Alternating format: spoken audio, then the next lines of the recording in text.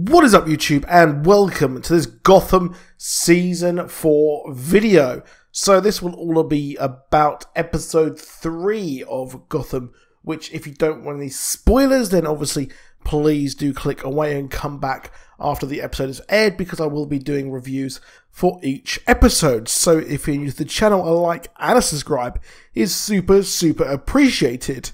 So here we have got the promotional images for episode 3, and they really do reveal quite a lot. Now, of course, the story of Ra's al Ghul is storied and has been done quite a lot in other media, in Batman media. It is a well-trodden path, but it seems like Gotham are trying to do something new. While Ra's al Ghul was tricking poor old young Bruce Wayne to actually be trained, well, it looks like he has a new ward, and a lot of people are asking, how the hell did Barbara Keene actually come back after the insane kind of death, seemingly death, of the woman in the last season? A lot of people, one of my commenters actually said that she could come back as Livewire, which, you know what? That'd be a really good idea if Livewire hadn't been done on Supergirl, and it would fit in quite well. But the problem is, it would annoy a hell of a lot of viewers of Gotham who seemingly want her to actually be Harley Quinn. And, well, I don't really see her being Harley Quinn, I'm afraid. I can't see her fitting that mantra, that style, that whole kind of, I would say, crazy sort of makeup woman who is the absolute kind of, she's besotted with the Joker, who is, you know, Jerome Valeska, who will be returning this season. So the fact is that, well, Barbara has been revived by our friend Ra's al Ghul, and she is alive and walking around, which is quite crazy to think. Now, Barbara being the kind of sidekick, or the, I would say, sort of henchwoman of Ra's al Ghul, is a very curious and interesting way, to say the least, of bringing this character back. I'm not sure if it is the best idea, but it's certainly an interesting idea, and personally I'm not really that interested in Ra's al Ghul, because I've seen him done so much in Batman Begins, I've seen him done as well in Arrow, and I don't really need to see him have this story trodden again with the League of Assassins and all this kind of thing. But it seems like that's what we're going to be getting, and I'm kind of appreciative of the way that they have done a different story here. They're going down the route of maybe letting Bruce become his own kind of dude, become his own, have his own way of doing things, of becoming the Batman, and as well having Alfred who will be helping him, and Alfred will be on the streets with Bruce Wayne. So we're not getting the man in the computer, we're getting him on the streets and actually helping him more than Alfred has done really in the past. And this is quite similar to the first Ally storyline in All-Star Superman that is just going on at the moment. And I think that's an interesting way of doing things again. And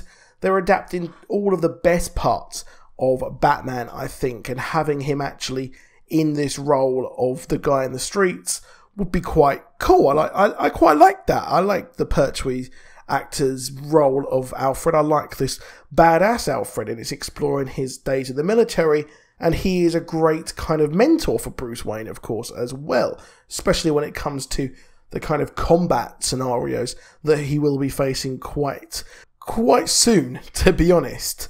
So they're doing and changing things up for maybe not the better, but I want to see where this actually goes and where they will actually be doing things, because we've got Bruce. He will be obviously facing up against the Scarecrow at some point in the future as well. So they're doing very interesting things with each one of these characters on the show, and I have to say, I'm very glad that we are actually going to be getting Selina Kyle back, as well as the relationship between her and Bruce. And these images do give us a hint that, well, Ra's al Ghul is going to be the big player behind the scenes. I think that he might be engineering Barbara as well, and he will be behind what she does, her motivations and everything like that. And obviously in episode 2, we've seen in the trailer and the images, she will actually be meeting up with Penguin as well. So it'll be curious to see what the kind of maneuvers will be coming up next. Now, obviously, I mentioned Selena Kyle as well, and Selena Kyle is someone who is on her way to becoming her comic book self as well. She is being trained by Tabitha, and we've been hinted towards as well the fact that she won't fully become Catwoman until she has learned everything from Tabitha that she can, which I can't help but think that Tabitha may actually be killed and Catwoman will rise at the end of this season, and she will become that, and she's getting more of her suit as well. And these images as well hint towards Sophia Falcone, and the Falcone family are going to be back on this season. So it seems like it's a very, very busy season here. Sophia Falcone was featured in the Long Halloween comic book, and I don't know if they will actually be kind of adapting the Long Halloween more on the show, because that is a big, big storyline to feature, especially when we've got Ra's al Ghul, the return of Barbara, we've got the Penguin, the Riddler coming out as well, and we've got Scarecrow. So at least what we could do is have a family member, the brother of Sophia Falcone, slowly killing people and bodies dropping in random places, and then that is when we actually get the character of the kind of story of the Long Halloween, which is a sterling story which I highly recommend you checking out. And curiously, we see Jim Gordon as well with the Falcone family, so I'm not too sure what their motivations are there.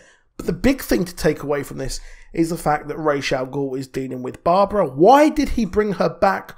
What was his motivation again for actually bringing her back? Obviously, she was a major player, and he does need some people here, some locals of Gotham as well, to fit in with his army. So I think that is more why he is doing this and why he has actually brought this back. And Catwoman will continue on being who she is, and slowly and surely she will actually become the one that we know. And Penguin still is a big part of this, and he's seemingly having some sort of function or something like that.